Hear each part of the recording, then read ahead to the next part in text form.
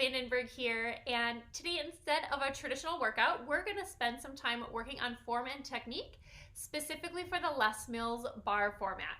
This format is a newer class that we are offering at the Y, and we're excited to be able to start offering it again, hopefully very soon.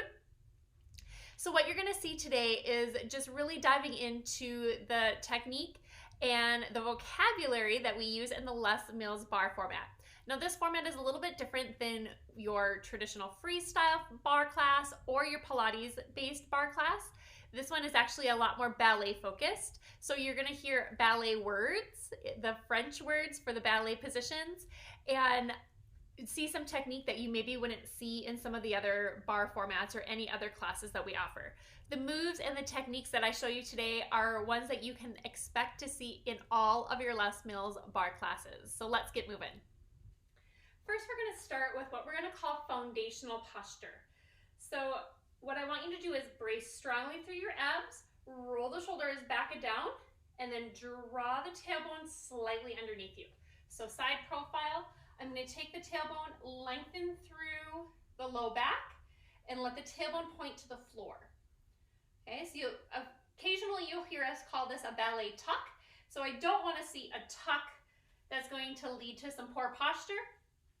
Instead, we just want to take the pelvis, tuck it slightly underneath so you can lengthen through your low back, and I'm going to feel some engagement through the abs. Another way I like to describe that is as pulling up through your suspenders. So you can see where I just take my pelvis and I just make it nice and square through the front and take the tailbone underneath. So you're going to feel a lot of glute engagement just with that ballet tuck. Your foundational posture is going to have you draw the shoulders down and back, put some engagement through the shoulder blades so we're active through the posterior. Let's start by talking about foot position. So you can see here that I'm in a parallel position. My heels are underneath my hips. They can be either touching or almost touching. And then from here, to find a first position, I'm going to pick up the heels, roll back, pick up the toes, pick up the heels again, and then just flick the toes open. Okay, so what I don't want to see is that you are forcing the heels forward into a very externally turned out first position. Instead, we want to keep it so you are just in a very natural first position. Wherever your toes land is going to be the position that's going to be the best for your body. So here the toes can touch, or they can almost touch. First position. And then we have a second position. So we're just going to step that same first position, but a little bit wider. So you can see I'm still externally rotated. My heels are underneath my hips. And then finally we have a third position, which is going to bring the heel and land on near the arch of the opposite foot. So you can see here I'm a little bit crossed in my legs. I've got one foot slightly in front of the other, and your third position can take either side, right foot towards the left or left foot towards the right. Third position. And finally, fourth position. I'm going to turn a little bit so you can see, and I'll show you a full body view of this, but it's a long fourth position is what we use in a Les Mills bar class. And I've got my toes and my heels lined up with one another. So my heel and my toe are in one line, and then my toe and my heel are in one line, almost like train tracks. And I've got both heels down. My weight is equally distributed on both legs. So you can take that with straight legs or with a little bit of a bent knee. And then here again, I am still externally rotated through my hips, and I'll show you that in a full body view. There we go. Let's look at the foot position with the full body view. So here is that neutral or parallel position. I'm going to shift my weight back and forth a couple of times and then flick the toes out. First position. You can see that I'm turned out from my hips. I've got my knees pointed out towards the middle toes. Second position is the same, but just a little bit wider. And sometimes it's more comfortable to come even wider in a second position, depending on the choreography and what we're doing. So I'm still, again, externally rotated. My toes are pointed out at that same angle that I found when I flicked the toes open. So let me show you that again. I'm going to flick the toes, And the angle of my legs, the angle of my feet are gonna stay the same as I slide them a bit wider. Third position, heel to the arch of the opposite foot, or vice versa. And that fourth position, that long fourth position, is again on those railroad tracks. I'm not really crossed over, nor am I very wide. I've got one foot in front of the other. Again, it feels and looks almost like a lunge, but with external rotation through the hips. So my knees are still pointing out, following the line of my toes. And you can do that fourth position, either foot in front. Next, let's talk arms. So we have a position that we call bras bas. This is almost like a ready position. I've got roundness through my elbows, my shoulders are down and back, and my arms are floating away from my body. So I'm not touching my legs. There's some space there, and I can feel a little bit of space under my arms. I'm engaged through the upper body, drawing the shoulder blades back and down. From bras bas, we've got first position. So I kept the roundness of my arms, you can see that, and my fingers are in front of my clavicle. Shoulders are still down with the shoulders pulled back. Second position brings the arms out to the sides. So again, my shoulders are still down, and you can see my hand is not quite shoulder height. It's down a little bit, almost like you could put a droplet of water on your shoulder and it would travel down and fall off of your fingers.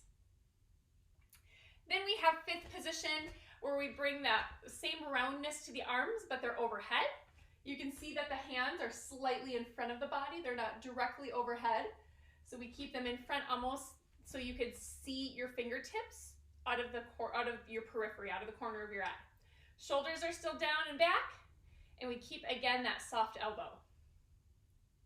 When we come through movement of our arms, we call that port de bras, and it just means carriage of the arms. And so you're gonna see port de bras that come up and out. You're gonna see port de bras that come out and up. Just pay attention to the specific choreography to know where that port de bras is gonna take you. All right, moving on, let's talk about the tendu. So your tendu is gonna have your foot slide across the floor, extending through the leg, extending through the foot, and then you're gonna draw the leg back. So here, a couple things to note, that the leg stays straight the whole time. What I don't wanna see is you picking up the foot and putting it back down. Instead, your foot slides across the floor. Now, this is why we're wearing socks or ballet slippers during a Les Mills bar class. If you were wearing tennis shoes or if you were barefoot, your foot would not slide on the floor the way we want it to, and you wouldn't be able to execute the move in quite the right way. Now, this is our tendu. This is going to be one of the more foundational moves. If you're ready for a little more challenge, you can take that into a glissé. So you can see that the execution of the move is very similar. This time I'm just pushing the floor away, letting my foot come off the floor just a little bit to intensify the move. Now, if you're really ready to go all out, you can make that a Battement, which you can see is just a bigger version of that glissé, letting that leg kick up a little bit higher. Now you can do a tendu to the front, to the side, or to the back, and you're gonna see all of that done in a Les Mills bar class. So your tendu can come front, side, or back. Your glissé can come front, side, or back, and your Battement can come front, side, or back. Next, let's talk about relevé. So this is going to be a balance move. All you're gonna do is pick up your heels and put them back down. That's your relevé. Now you can relevé from a first position, you can relevé from a second position. So you can see the legs are staying nice and long. I'm pulling up through the legs, keeping that foundational posture so that upper body doesn't really move anywhere. Relevé. Now you could intensify that with a little bit of a jump. So we've got an Echappé, where your feet are going to come out and draw in. The feet shoot out and come in, out and in. Now you can do that Echappé from first position, or a lot of times we see it from a third position. And in that case, you're gonna alternate which foot lands in front. Echappé. So what I don't want to see in Echappé is a jumping jack. Instead, we want to think about shooting the feet out and pulling them back in. Shoot out, pull in. Shoot out, pull in. The feeling is very different in an Echappé than it is in a jumping jack. Now, if you want it to come a little bit more intense and you're ready for more, your Echappé could turn into a changement. So let's break this one down a little bit. You're going to start with one foot in front. You're going to spring into the air, switch your feet in the air, and land with the opposite foot in front. That's going to be your changement. So again, it's not a jumping jack. Your body is coming off the ground and landing again with your feet changing positions in the air. Changement.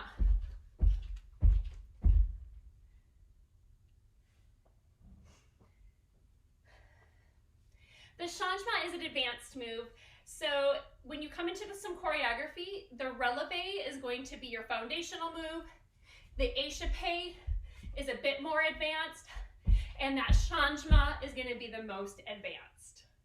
Staying with the idea of balance poses, we've got a retiré. So that's going to pick up one foot and rest the toe against the opposite leg. Retiré. You're going to see retiré sometimes with a leg extension. Sometimes you're going to see retiré pulling up the bottom heel, so with a relevé. Sometimes you're going to see a retiré extend forward or back or into an arabesque.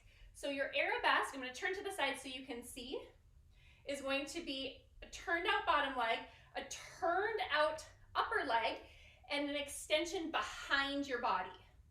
So the arms can be either in a first position arabesque or a third position arabesque. So when we come into arabesque, a lot of times you're going to see a tap that's really working on strengthening that posterior chain.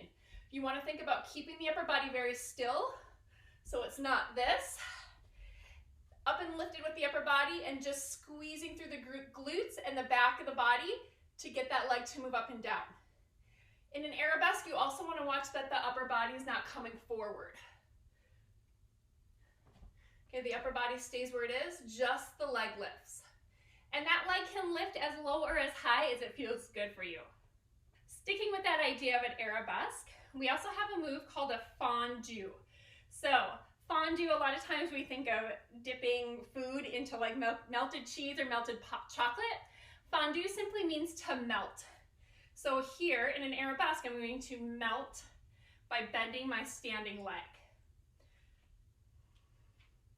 Sometimes you're going to come into a retiré and fondu. So you can see again, I'm melting through that standing leg. You may also see a tendu with a fondu. So I took that leg, I brought it behind me in a tendu, and then I'm going to fondu my standing leg. It's going to start to feel almost like a single leg squat. A move that we really like to do in Les Mills Bar is to fondu and then tap. Lots of muscle activation going on right here. Finally, let's talk about a glissade. So we're going to start in a first position, and this is a traveling step. So the move is essentially a brush, a weight transfer, and a brush to close. Brush, weight transfer, brush to close. You're going to see it a little faster in class. Brush, transfer, brush. Brush, transfer, brush. So here I'm moving with very little impact. If you're ready for more, you can add more of a spring to this step, activating even more, giving yourself a little bit more cardio workout. Glissade.